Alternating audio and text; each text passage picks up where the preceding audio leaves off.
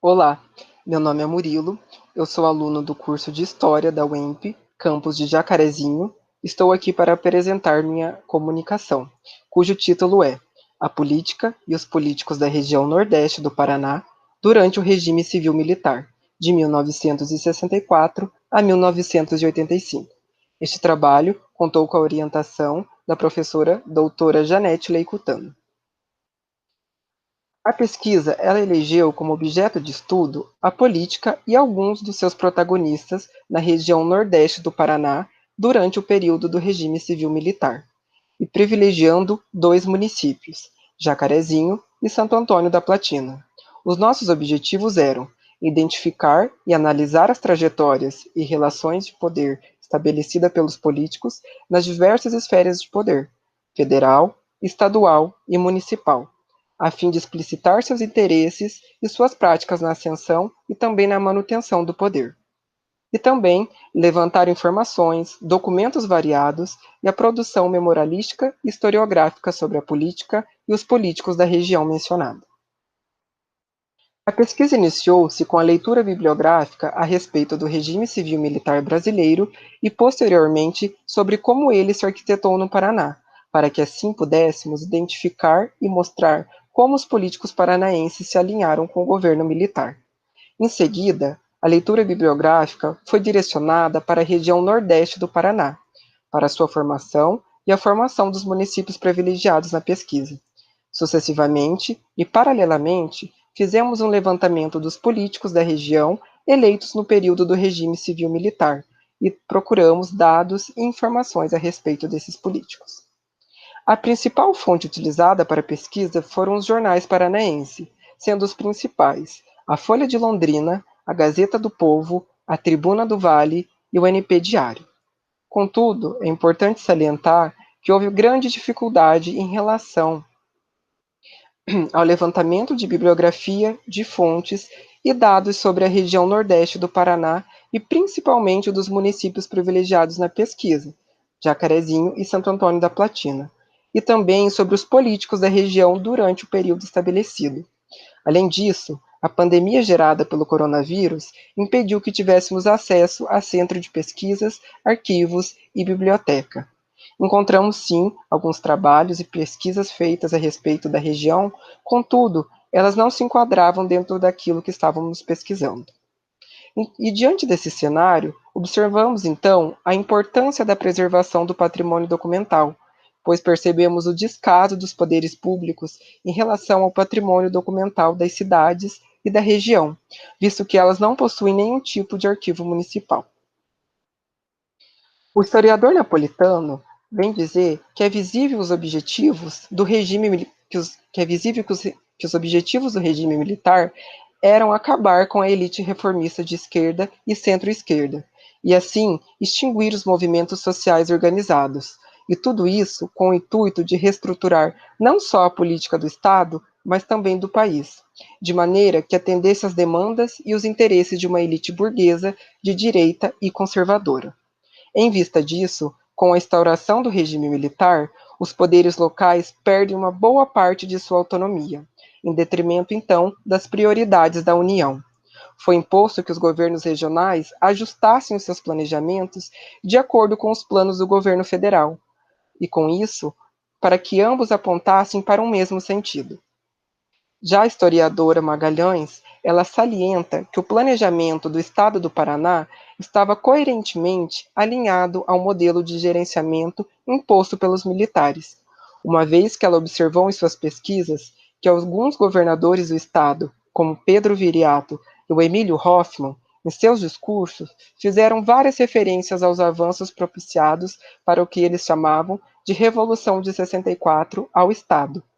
e evidencia ainda que a adesão da maioria dos políticos paranaenses ao regime militar foi feita sob a liderança do governador Ney Braga, pois sua influência política foi útil até mesmo para conter e acomodar os políticos descontentes com o regime, que passaram a atuar com o que ela chamou de oposição consentida.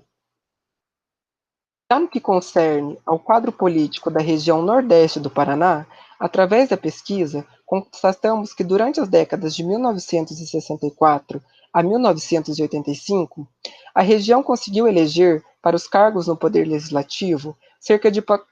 de 14 políticos, distribuídos entre deputados estaduais e federais, tendo alguns deles permanecido do cargo por vários mandatos, até mesmo após o fim do regime militar. Já em relação ao quadro do executivo dos municípios privilegiados na pesquisa, durante o período mencionado, conseguimos encontrar dados a respeito de 5 prefeitos, tanto do município de Jacarezinho quanto do município de Santo Antônio da Platina. A título de exemplo, citamos o senhor José Afonso Júnior, que nasceu no município de Jacarezinho em 1959, cujo seu pai foi deputado estadual nos anos iniciais do regime militar e que, sem dúvida, influenciou na carreira política do filho.